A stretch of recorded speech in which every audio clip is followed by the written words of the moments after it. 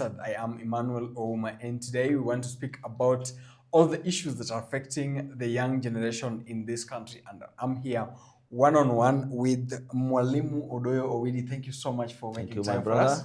And of course, just next to him is a senior lawyer, Mr. Joshua Nyamori. Thank you so much for joining us. Thank you very much. And of course, on the far left is Mr. Julius Umoja. Thank you so much for making time. Thank you. Now, there has been a lot of discussion online and offline about what the youth feel about the current government. And of course, the latest one that has added into addition of that is the Computer Misuse and Cybercrime Amendment Bill that was assented by the president just some time back. And of course, the implementation of that has been halted for the time being, as there's a court case challenging it currently. And I'd just like to engage our senior lawyer. What do you think? Is it something that will muzzle dissent, as the youth have called it? You know, I would want to hear from the Gen Z who are here. Exactly what is the problem that they have what's the problem with that law so that we discuss. Okay. You see, whatever is happening in this country, and just to give you a recap of the our Cybercrime Act that was amended in the year 2018. Yes. You see, everything that was amended, the 2018 Computer Crimes and Cybercrime Act, it was amended. Yes. So that at least it could provide more privacy to information, and also it could control a lot of data. This was to ease the work that is done by the DCI and the work that is done by the communication authorities of Kenya. But whatever is being done right now, you see, this government is trying to implement something in favor of this government, not thinking that at one point they will also be out of the government and they will still be in a position that they wish they can edit these laws which are happening. Whatever is happening is that they want to fine-tune it too much so that they go to specific, each and every information that is posted, especially, you know, social media right now is too much of some things which are anti-government. People are coming out with their own cartoons, imitating the president, calling out different names, of which to me, that one is excess. They should not go beyond that. But now it comes a case where the government wants to at least try to fix people in a corridor within the usage of social media. I think the government should leave, because it is doing too much work for the DCI and also doing too much work for the Communication Authority of Kenya. When they want to fix what the amendments that they want to put, there's nothing much they are editing from 2018. But they want to, if you call out name that is not perceived to be someone's name, you will be in. That is the first thing. If you just draw a cartoon, you will take some. And here, you know, we have got people who have got skills in arts. Yeah. Where do they take their skills? And you've seen in rallies where somebody can come and draw an art picture of a president, an art picture of different president, and you've seen them pick those photos and award them. If you post that in social media tomorrow, you will no longer be somewhere, but you'll be a criminal. So, and I think we have got a lawyer here, and I know he'll also be, I was chatting with him, and he's saying that at one point or the other, he'll also give his voice on some of the things that we can do better, so that at least this Cybercrime Act can be as well with what we had in 2018. Yeah, you can go on. You've had now. I have listened to my brother, Yes. Umoja, Yes. and I am still not very sure of the problem he has with the law. Yeah, what I need to encourage him is that you see, cyberspace is a new phenomenon, and it is growing at an exponential speed, and it is therefore growing faster than the laws. So laws will always follow the growth of the digital space. And the digital space, just like the real world space, is a space in which people interact. And when people interact, people then have rights and have responsibilities. You cannot have rights without responsibilities. And when you have a right, you should know that your right ends where my right begins. So when you therefore have a responsibility that as you exercise your right, you do not infringe on my responsibilities. So when the government, when Parliament, it's not government, it's actually Parliament, enacts a law that clarifies those rights and those responsibilities and imposes obligation and penalty, then there is nothing wrong with that. Because at some point, you will be a right holder and I will be a duty bearer. And when I'm a duty bearer, then I need to respect your right. If in the cyberspace, because I have equipment, like the equipment we have in the studio today, I decide to, splash social media with, nudes that I picked from your phone, without your knowledge, then that should be an offense and that should be punished. Okay, Yeah. because I will have interfered with your Privacy. exactly. But there is not a single thing in that law that goes beyond regulating the space to make it safe for everybody who is engaged there, and to make it safe also for those who are not engaged there, for instance, our children. What I would want to encourage the young people is that be as innovative as you can, express yourself as you can, but always ensure that as you express yourself, you understand that you leave digital footprints, and that those digital footprints, just like somebody who is living in the normal world, who makes footprints on the surface of the earth, can be followed and used to track you and hold you culpable, if hold you responsible if you're culpable. But if you're not committing an offense, you have nothing to worry about. Yeah. For instance, if you're not a thief, why should you fear law against theft?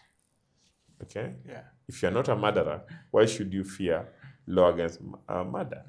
So similarly, if young people do not intend to commit offenses, and they simply need to express themselves, let them go ahead. No one is going to interfere with them. And there is nothing. I have listened to my brother Kinley. I have not found a shred of an issue that is a problem with that law. Let them allow the law to be evolved. Okay. Yeah. Mwalimu, I want you to come in here. What do you think about whatever I said? I have heard the Gen Zs talk like the country is divided into two, the government and the citizens. And it is like there are some people who belong to the government who are immune to the law.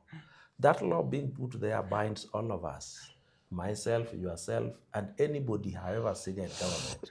That law also binds it. Now, while we are in that space contains everyone.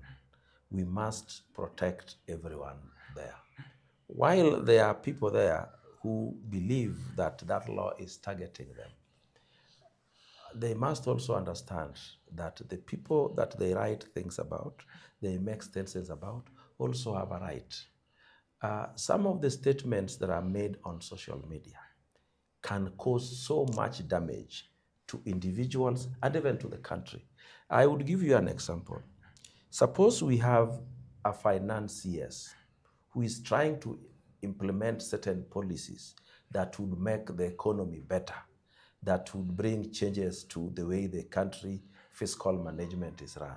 And then suddenly somebody mischievously posts on social media that he has died. Do you know that can affect the economy, that can affect the money market and the stock exchange? And many companies can lose so much money. So we need to look at a broader perspective to understand this. I have had Umoja talk about even these people who are in government now will one day be out. Even now, that law will affect them. Personally, I sit here defending that law.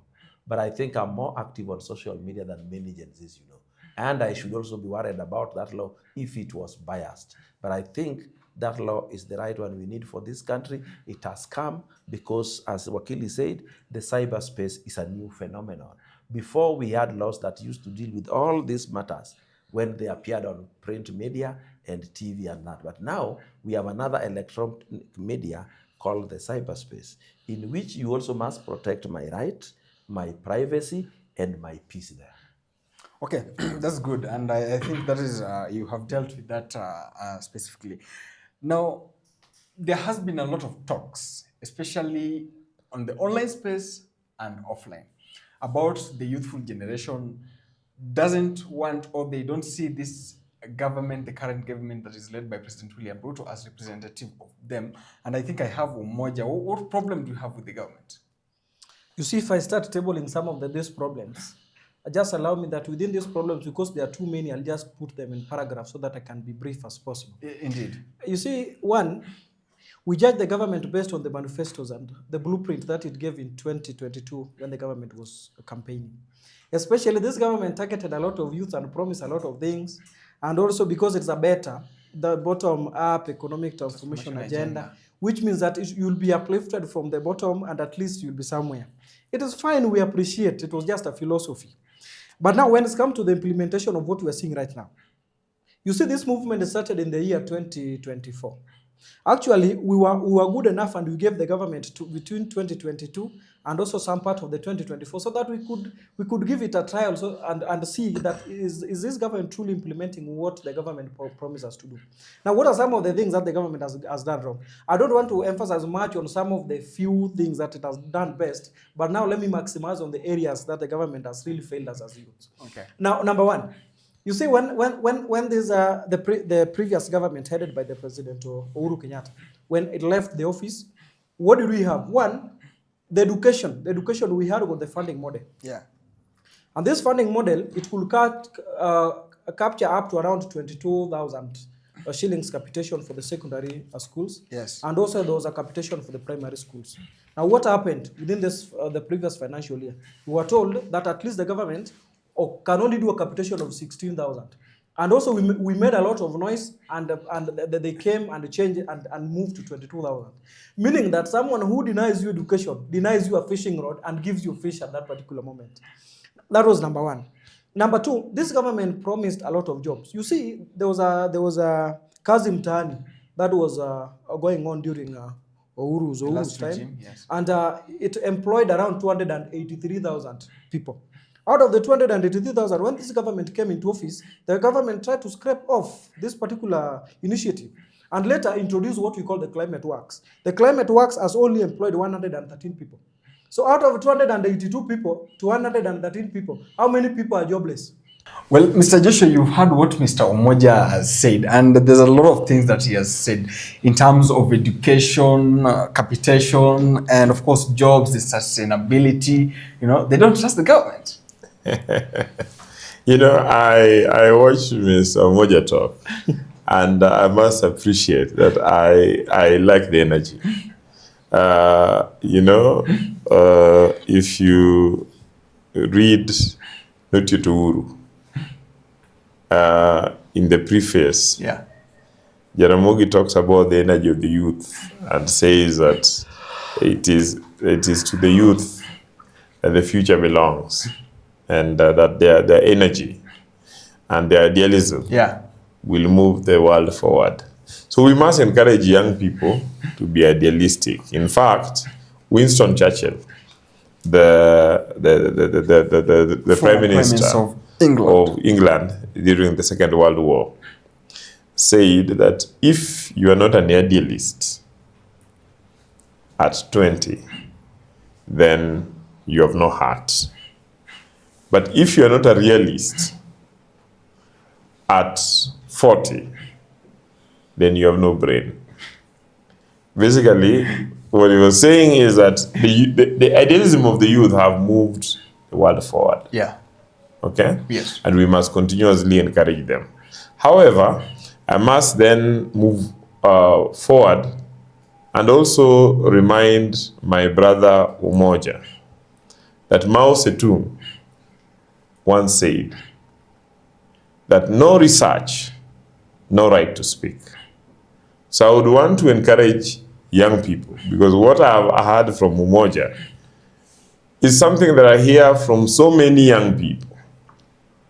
And I shudder to imagine that we can allow our Gen Z to continue engaging without doing research. Because listening at the issues that he's raised, Yes. while these are fundamental issues, I'm thinking that all that my brother Umoja needs to do is just to do some little research. For instance, he's talked about the issue of the funding model. Yes.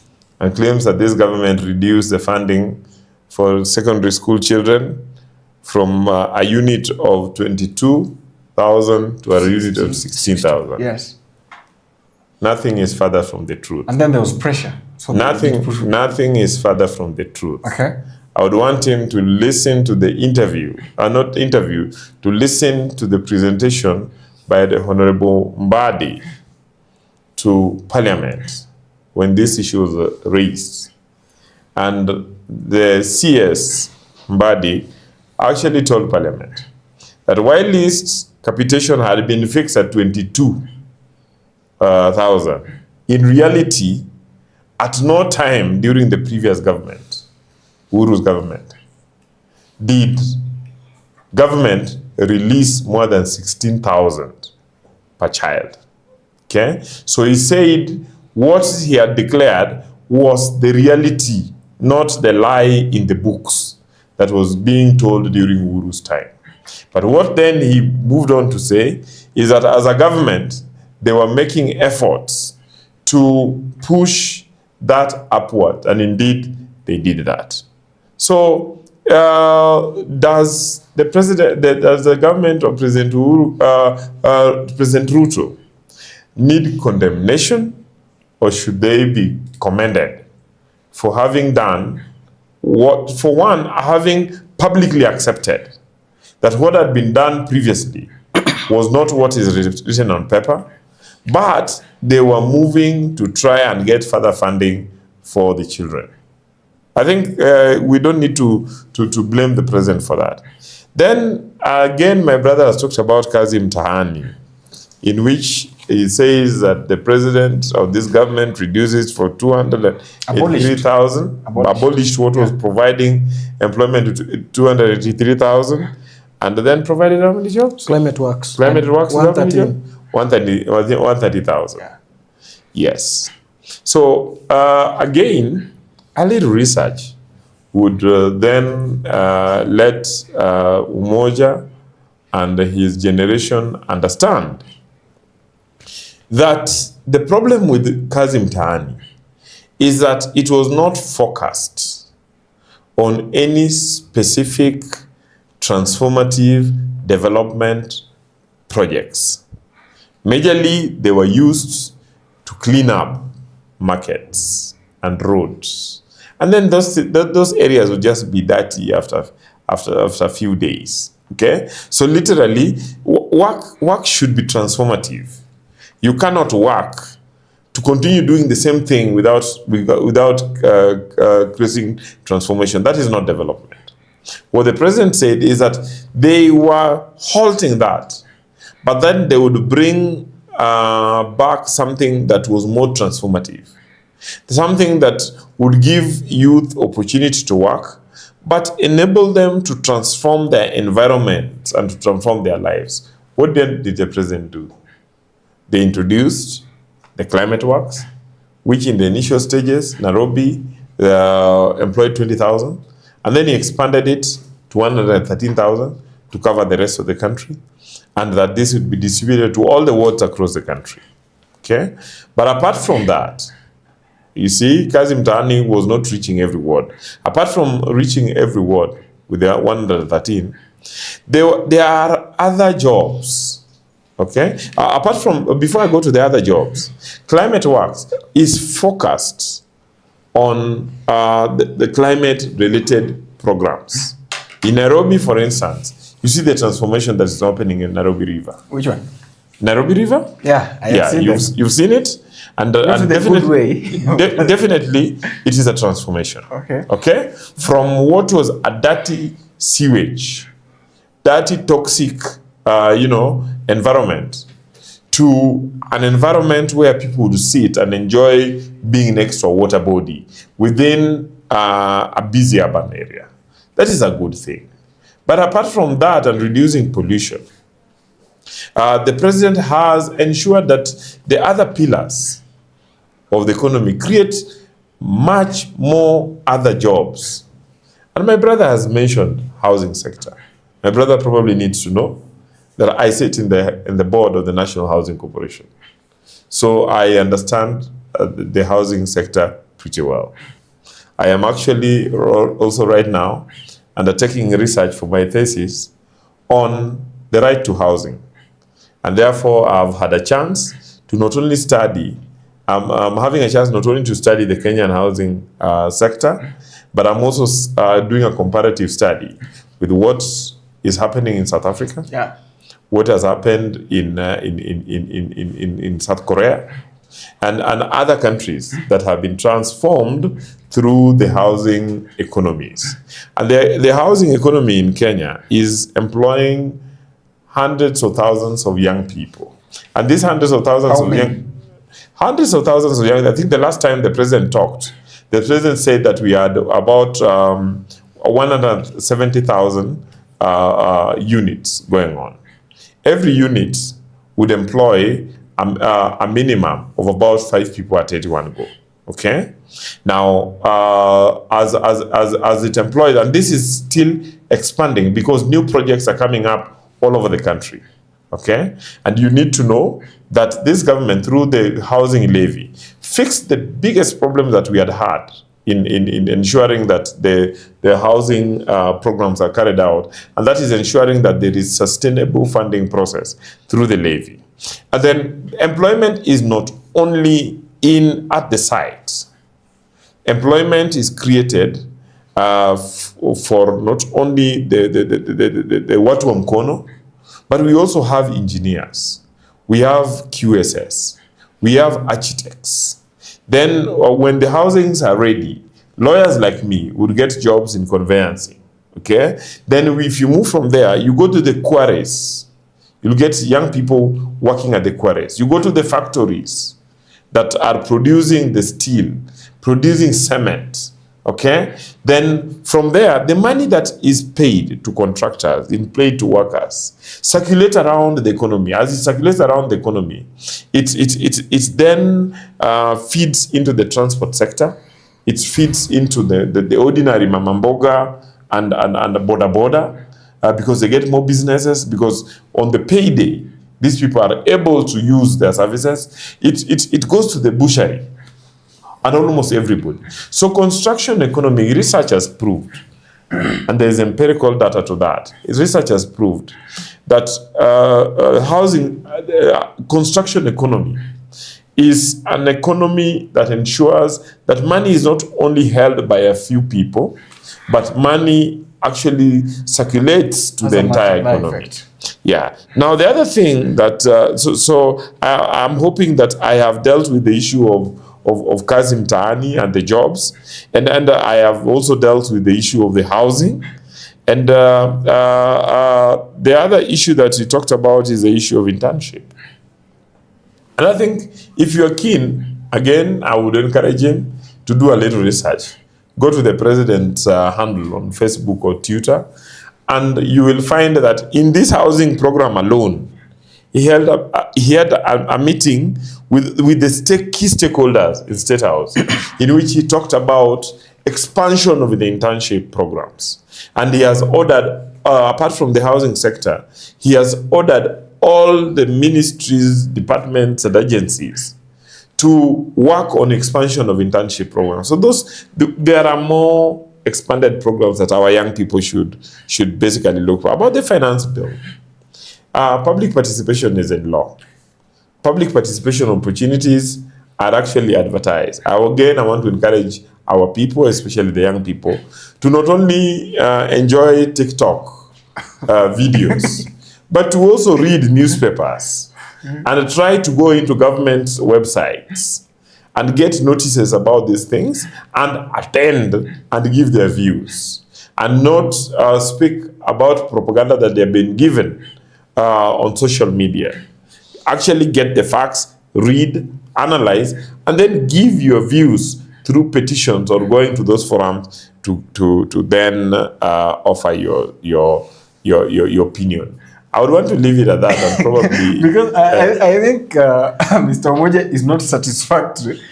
He's not satisfied. I think if we have time, I think also Mwalimu will be in a position to handle this, Yeah. and it's also another whole experience. Yes. Yeah. So as you handle this, you'll just tell us that within the, because also in the previous government, people are building houses. We saw the previous government also building houses for the people. So you'll just do this, you'll just tell us that the previous government could do 7 houses maybe per year, and this government is taking this housing levy so that in a financial year it can do 10, it can do 20, which means that this government it brought this levy so that it can do better than what we had. Then the secondly, in terms of the criteria for distribution of the houses.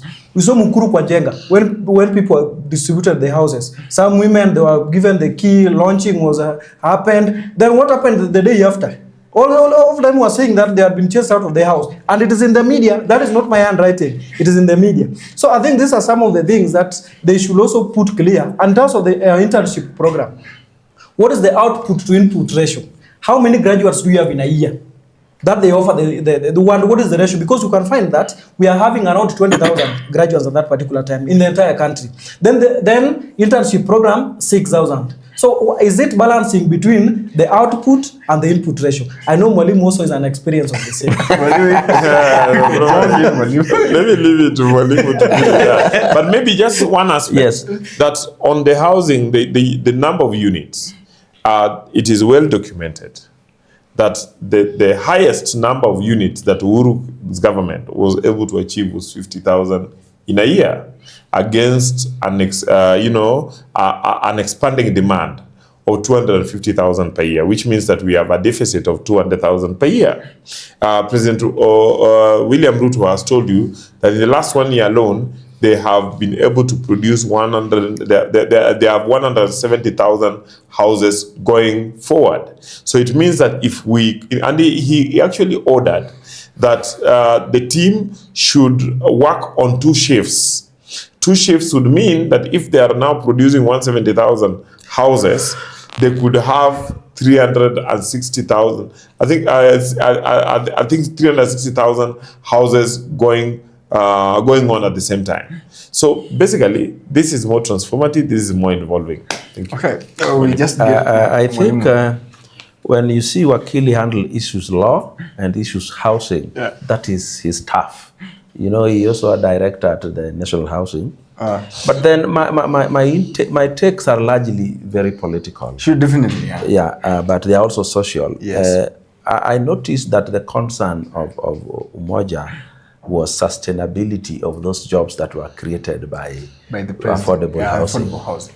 You remember that the population we have in this country, almost 60% are largely people with no professional experiences. The only jobs they can get are these jobs that are not permanent, but when the government creates them from time to time, it means at any given time, there is a job somewhere, either by the government or by the private sector, because those who are in that private sector are now working in this government's affordable housing.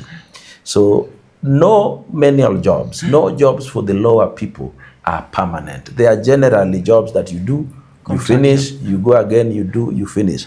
And because this is the majority of the Kenyan who needs government's protection. The government chose to protect them by creating such jobs. In fact, President William Ruto is determined to at any given time put up projects where the ordinary people who have no professional training work in. So I think, my brother Umoja, we are going to do very well. But let me also tell you something about the affordable housing.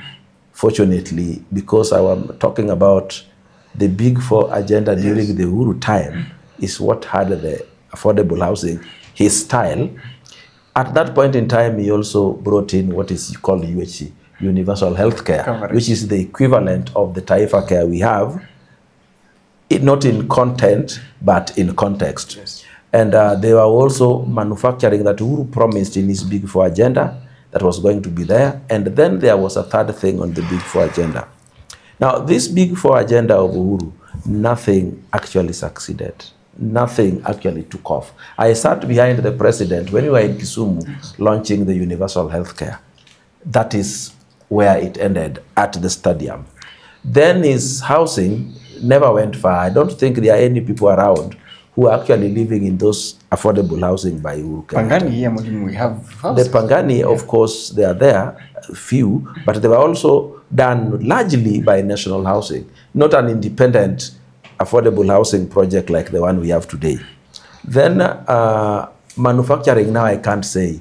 I can think of a factory, an industry that came up because of the manufacturing that Uhuru had professed. So let's say that when you want to compare things, compare an apple to an apple. Before you say President William Ruto is a bad president, can you compare President William Ruto with his predecessors and say, actually, he's a little better, but let's push him to his maximum?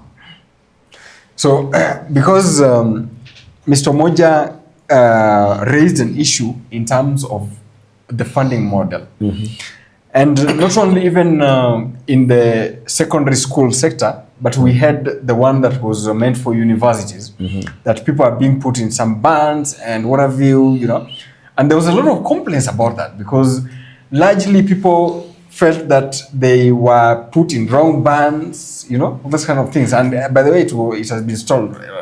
Before Wakili responds to that, let me tell you something about somebody complaining that he was put in the wrong band. I think to go up and blame the government up there at the executive level of an implementation problem, I think that is expecting the government to come and feed you in your house. The government is responsible for those policies. The implementation now must be people down here, and you need to push those people to have correct implementation. You see, if the government today built for you the affordable housing, and then down here, there is a problem in allocations, I think that is to expect too much from. It's like your mother has brought food home, your father has brought food home, it has been cooked. Then, well, now you are serving it here as siblings. There is a problem. I think it is wrong to blame your father for it. Is it wrong? I agree. I mean, the president is a vision bearer. Correct. Okay? Yeah. And his role is to provide the vision. Yes. And then there are, technical people who then work on the mechanics of making that vision work. And then there is the need for the ordinary mwananchi, in this case the student, to understand those mechanics. And once they have understood those mechanics, then to apply it. Okay? Now, in this particular case, I had a little interest in it. And I engaged with student leaders to understand what the problem is. And again, it's another case where I encourage the agency to do their research before going up in arms. Why am I saying that? When I engage the various student leaders to understand what the problem is, the reality that came out is that there is really no problem with the funding model. In fact, the funding model was solving a problem that needed to be solved. Why am I saying that? Which one? Which problem? Yeah, I want you to be a little bit patient. Okay. Yeah. Gen Z must learn to be patient. Yeah. I like that one. Exactly. You know, universities. When I went to university, chairman went earlier before me. I don't think you paid fees. No. But for us, we paid fees. Okay? And we were paying 34,000 per year. That's about 16,000. Okay? Now, when these Gen Zs came to university, they were still paying 34,000 per year. When we went to university, the dollar was, I think, about 30 shillings. When they came to university, the dollar was 120 something. In fact, we went to 168. Then the president has worked to bring it down to 129. Okay? Then the cost of the living has gone up. I remember at the mess, we were buying what was called ugali gravy. That was ugali gravy. If you could not buy meat, then gravy were bones that had been crushed and then boiled. So you get the gravy with in Luo we call it andodo. What do we call it in English? the bone marrow. The bone marrow. Okay, if you get that with ugali, it's good enough. It was going for fiber. Okay, but then so universities were simply getting funding based on what was set up in the early 1990s. Okay? Then, 25, 30 years down the road, the universities got to the point where they are not able to increase fees, but they are not able to pay for the services. They are not able to pay salaries. They are not able to do maintenance. They are not able to buy teaching and learning materials. So the university started falling apart. Okay? Who was suffering? It is the students. In fact, the record shows that by the time Uhuru Kenyatta was leaving government, Kenyan universities had pending bills to the tune of 160 billion shillings. Basically, the reality was that our universities are technically insolvent. Technical insolvency means that the amount of money you are receiving is not able to pay for the costs of the services you are offering. And therefore, on every succeeding day, you continue accumulating debts. But it just gets to the point where you are not able to accumulate this debt anymore. Then you get into the crisis that our universities are gotten into. So what vision did the president give? The president said, why should his daughter pay 34,000 shillings and the daughter of somebody living in Mukuru also pay 34,000 shillings? It is not fair. It is not equitable. So he said, those who are capable of paying should pay the full fees. So the university should work on the cost of provision of every unit. And if it is 500,000, then those who are able to pay, like him, members of parliament, ministers, lawyers like me, should be able to pay the full fees. But those kids who can pay part, their parents can afford to pay part, but also get scholarship, should get part of the amount paid and get part of the scholarship, or get loans.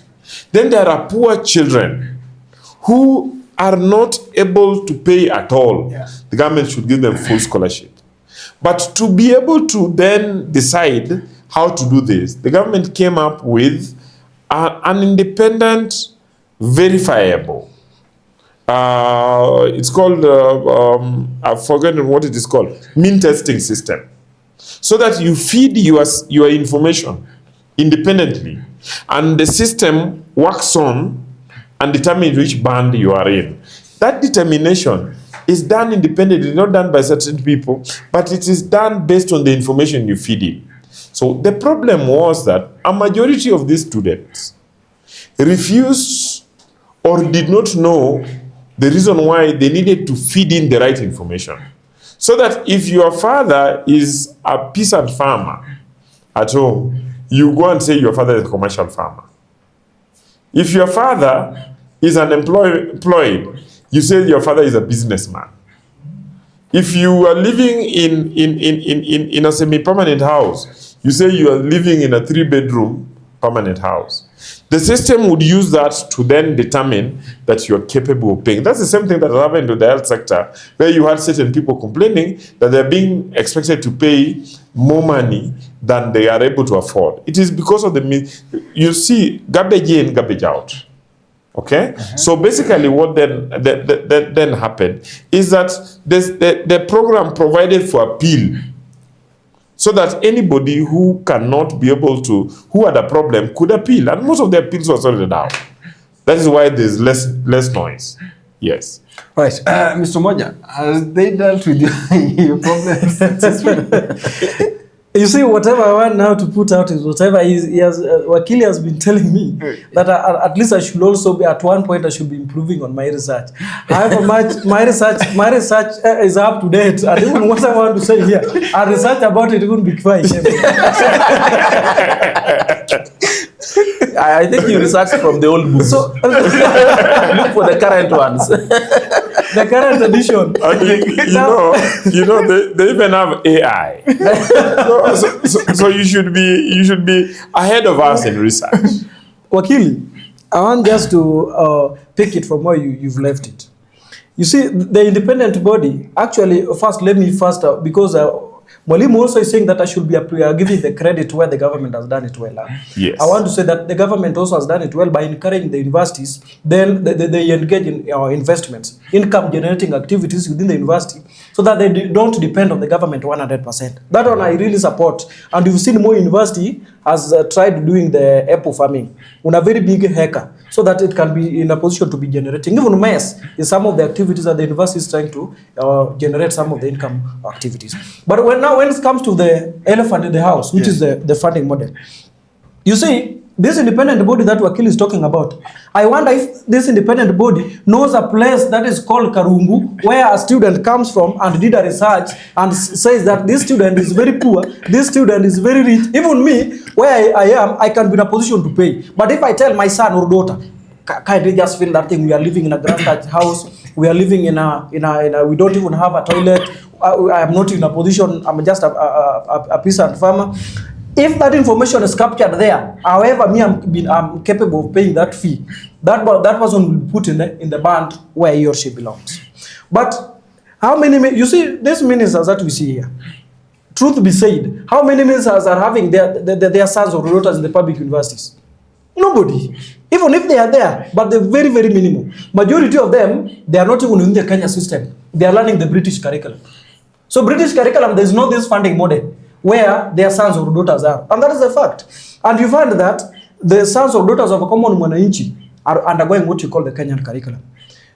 If Wakili is saying that with them they used to pay 34,000 shillings within a year, meaning that per semester 16,000. Yes. And I know also he enjoyed the help. And so meaning that help, if it was given, for example, 60,000, he could do away with around 26,000 and to also sort out some things. Now, what I want to say is this funding model, let everything continue from the way it was before. If you put them in these bands, nobody will give you the right data. It's just the same as SHA. SHA, the data that you fill will give you whatever you're supposed to be subscribing monthly. So even if you lie, there's no machine that will say that you are lying or not. Whatever you fill there is where you'll be put. So you see, the problem is not now the government. The problem is with the system, with the student and the parents who are lying. You see, no. Yeah, you can't shift responsibility. No. But I mean, if they are saying the government has, it is not a body; it is a system. It's an online system. Wakili, let me come in. You know, I am a student of computer science and statistics where I was, and I know how these things work. If you start to lie, you are definitely going to be caught somewhere, because there are also some data of yours that are already there, which is going to be compared by the system to what you key in. For example, I also had the opportunity to fill in this healthcare, the SHA form, and I realized that if I lied in any of those places, I will be caught in certain things that I do on a daily basis. If you lie where you live, you lie what you drive, you lie on these things, you lie on your income, zitagongana mahali. And you know, it is possible that if you lie there, then your tax returns will have a problem somewhere. Or your M-Pesa or bank account will create a problem for you somewhere. So the best thing is do not lie at all. Do not lie, because if you lie, zitagongana mali, because data must match. The truth always tessellates into another truth. The lie itakuja igongane na another truth. Yeah. So if you are filling any form, just say the truth to the end. Then you'll be okay. You'll be safer. Yeah. Continue. So I was just saying that this funding model, it should just be uniform, as per the education system that other people enjoyed before us. Me, I'm saying that I enjoyed the funding system where everything was done in the uniform manner. But now this new one will bring a lot of headache, and also if they don't have the proper system where they can be in a position at least to ascertain the information that is being provided. then there's nothing that is this funding model will help us with. Then this a position where you want to compare, then this one comes from this family, this one comes from this. Does it not see that there is a discrimination of the highest order, which is not allowed even within our constitution? And I think Wakili here will tell us the article where that one is found. So I think this funding model let everything proceed the way it was.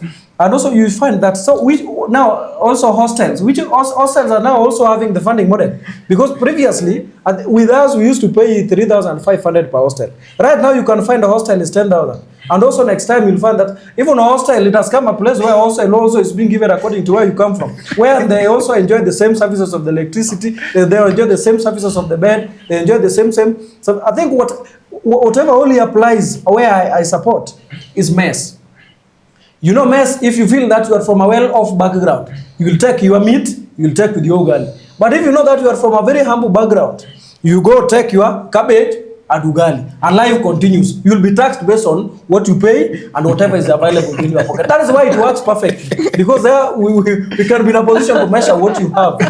You see, that is the only point where you can measure. But this other one where the data is just being filled online, I think no. Because also, you can find that even if you look at the education system, that is happening right now. Learners from Turkana, the arid areas, there's a way they are being treated differently, even in terms of the grading system, the learners from different places. That one applies in the whole country. So if a learner from Turkana, you know the basic activities that are happening in Turkana, the basic activities that are happening in Lowland fishing, the basic activities that are happening in Nairobi, and we had that proposal and it was thrown, and I thank that person who threw it outside, that people should also be in a position to be given this funding model based on where you come from. So, Wakili, and I know that this one, as a united opposition, in 2027, we are going to throw two things, and I know you'll be challenging us in court. We are going to throw the things, this university funding model and the housing levy, those two things. I think it is a battle. I'm just giving you hints so that in 2027, when you are in the presidency, you'll challenge us in court. Emmanuel, you know, this form you fill for help, is there not a place for the chief, your local chief, to fill? There is. Then how do you just lie entirely? But university funding model, there is no place. Just fill. There's no place they fill. Yeah. But there's a data when you're joining universities, your chiefs fill a few things. Yes. Those things, never think that they remain with the chief. Ziko hapo mbele zinakungoja. So let's just fill the same thing. Kenya's economy is almost entirely digital now. Yeah, so the government has your data. There's a lot of data that is out there. And also, this levy, this housing thing that you're going to throw away, I normally tell people that people who choose Gen Zs to spearhead revolutions, they do it because they do not have the benefit of history. Even in this city, you can walk here in Woodley and see a lot of houses that were built by the government or the local authorities in those days. When I was growing up, senior government officials all used to live in government houses. And then there were local authorities, which were then called local governments. Yeah. They also used to have houses that people would rent and pay low-level rents. But somewhere along the way, somebody decided that they could eat some of them, pull down some, or even stop them altogether as the population grew. And I think it is the vision of the president who saw that actually that it was the best thing to do. We should have continued with it so that some people get good houses at affordable rates. In fact, if I were the president, I would also add that some of those houses that will not be taken by owners or by people to buy them off should remain there to be rented at good rates by poor people, so that we have good housing in the country. There is nothing as important as housing. Nothing, only food. Okay.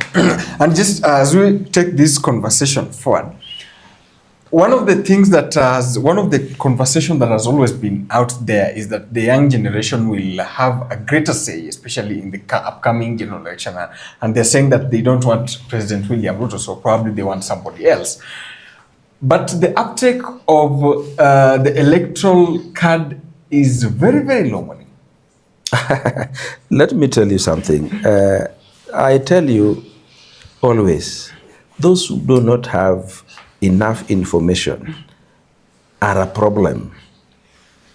If you go and look at the data of registration, the continuous voter registration, what is happening now is the highest ever. We are confusing a continuous registration with mass registration. IEBC will one day announce mass registration, where every polling center will have registration exercise taking place. You will see long queues. But when you remind people that, we used to not to have IEBC, now we have IEBC, you can walk to the nearest office and register. Do you know how many IEBC officers are registering people in Nairobi? They are very few, and they are far off.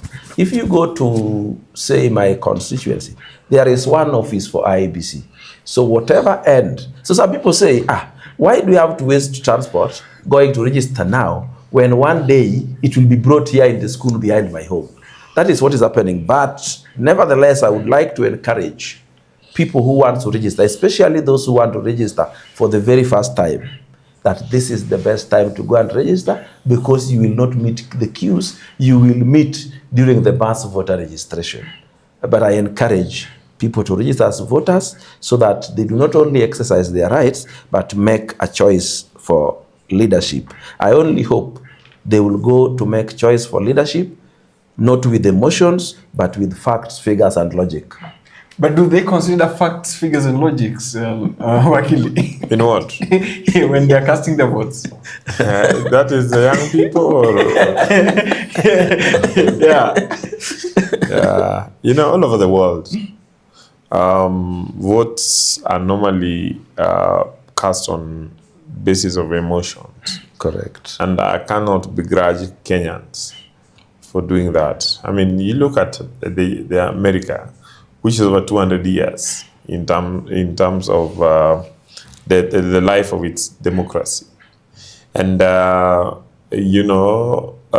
Trump, because of his extremist, Caucasian ideologies, has a block of 80 million voters who will follow him wherever he goes, okay? Before he gets votes from any other place, he knows that there's 8 million that will follow him and do anything he wants. Okay, so this happens all over the world. So I listen to the Gen Z planning to remove President William Ruto, and I don't think it will happen. One, the Gen Z have no political structure of their own. To have a coherent and unified force, they will need to have a political structure. These political structures that are existing both in the opposition and the government are not controlled by the Gen Z. Secondly, campaigns require resources. When the election juggernauts, the election machines are rolled out, and you need to do the big rallies, and you need to do the media, and you need to do the billboards, and you need to do the posters, the Gen Zs can only work for the big shots. Unfortunately, that's the reality. and I tell you this out of experience, because I was once a young person. I had the kind of dreams. We had the kind of dreams. We thought, we are going to overturn everything. We have the numbers. We have the numbers there. But when every time election came, we found that, man, I have only 50 bob in my pocket, but I want to overthrow the government in 50 shillings. I have no access to the media. I cannot. My very same Gen Zs would want me to give them money so that they come to my rally. You give up as a young person. So I would want to encourage young people to get deep into the political structures that exist. Okay, and to offer their services within those structures and to grow within those structures. That is the only way they will grow. Otherwise, if they continue making noise on social media does not become a political structure. And at the time of election, only political structures determine whether we are a multi-party democracy.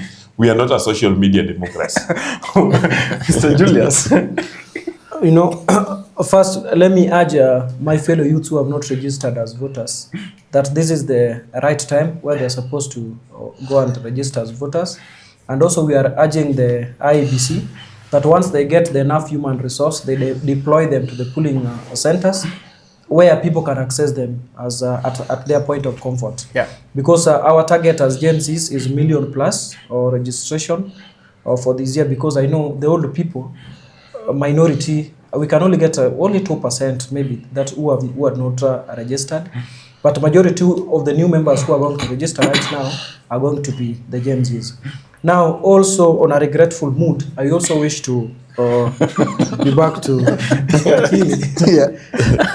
And I want to tell him that you see our major, because you see the president said that he's going to we are supposed to be shot at the leg, and as the Gen Zs, we are going to shoot at the ballot with our voters card.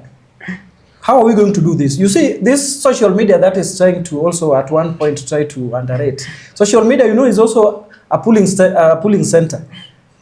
Social media is one of the strongest polling centers that we have in the country, and should not be underrated at any point. Because you see, these Gen Zs, even if we know they are very leaderless, and however they are leaderless, you saw what they did until the government responded. The same Gen Zs we are urging, once they go and pick and also register as voters, wonders will happen. You see, in 2002, what youth did? Youth went to vote out Moi, and then they found that they voted in who? Again, how old are you, my brother? Then number 2. How old are you? How old are you? It is important. It is important. You know, there are certain errors. There are certain errors that we do not have to wait. We need to correct it immediately. How old are you? You know, Wakili. In 2002, Moi was not a candidate. Okay? Moi was not a candidate. Just listen. You learn to listen. Yeah. Moi was not a candidate. That is one. In fact, Uhuru Kenyatta was the youngest presidential candidate, running against Moi Kibaki, who was much older, over 50 years old. Uhuru Kenyatta was 30-something years old. Okay? So if the Gen Z were to align with somebody who was nearer their age, they should have aligned with Uhuru Kenyatta. But Uhuru Kenyatta failed. But let him continue. He was saying something. You see, Wakili, there are some historical books that I have to read daily, and I think I also trust the authors because the information that they give there. Which historian? We have a lot of historical books. Every day I have to be in each and every library so that I get some history. If you talk to us about Alan Ogot, William Uchieng, okay, and such like historians, then we will respect you. But not historians on social media. No, he's just Continue, brother. Secondly, you see in 2013, yes, the election that happened actually in 2012, yes, people went to vote out Kibaki, especially the youth. Went to vote out who? Kibaki. They did not go vote in Uhuru Kenyatta. They went to vote who? Out Kibaki.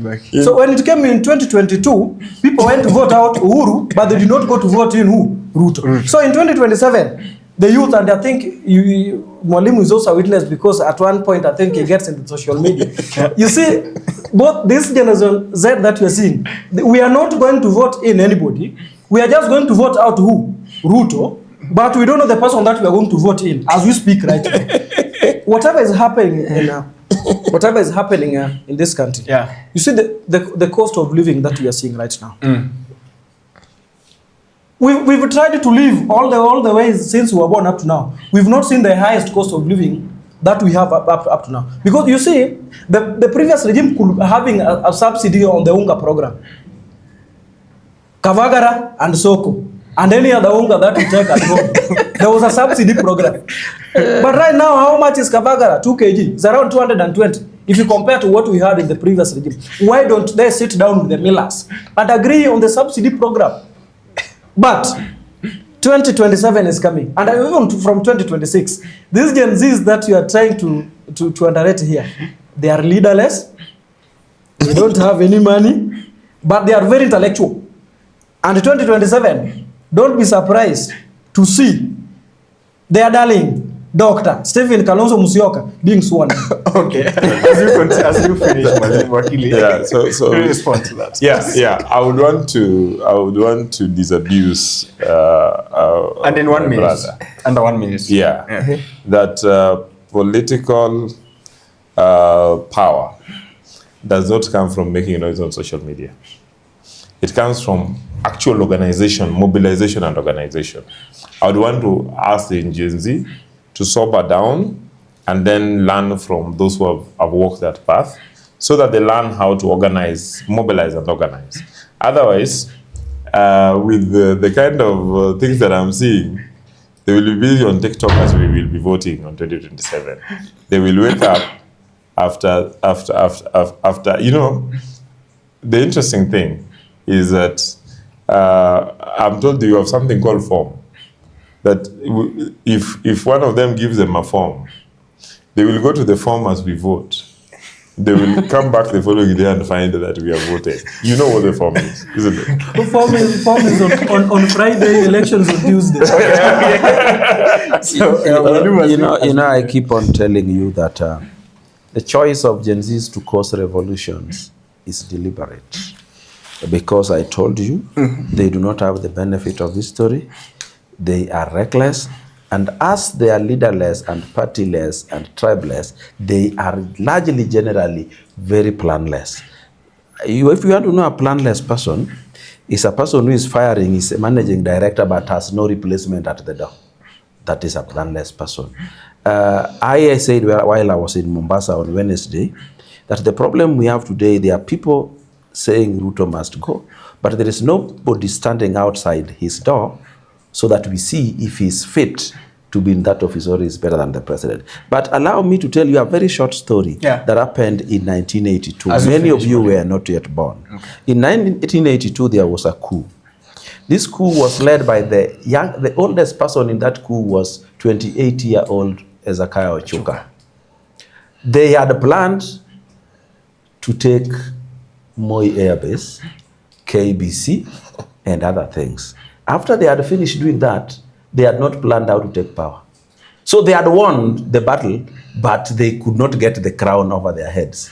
So what did they start doing? Looting, going to the university to demand for degree certificates, and that is what they did. So that is how the coup failed. But in the battlefield, they won because they took the airbase. They even went to Embakasi and took it. They went to KBC and took it. But there was now nobody to announce himself the president because they were planless.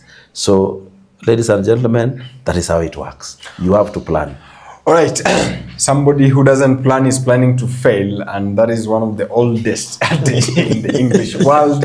That is where we are leaving it tonight here at Trading Media, and this has been Reading Unfiltered. My name has been Emmanuel Oma, and have been with Mr. Odoyo Owidi and senior lawyer Joshua Nyamori, and of course Julius Umoja from the Wiper Patriotic Front. Until next time, this conversation does not stop here. It goes on to social media at Trading Media. Make sure that you follow us on YouTube and subscribe to our channel so that when we upload new talent, you can always be there to watch. Until next time, good evening.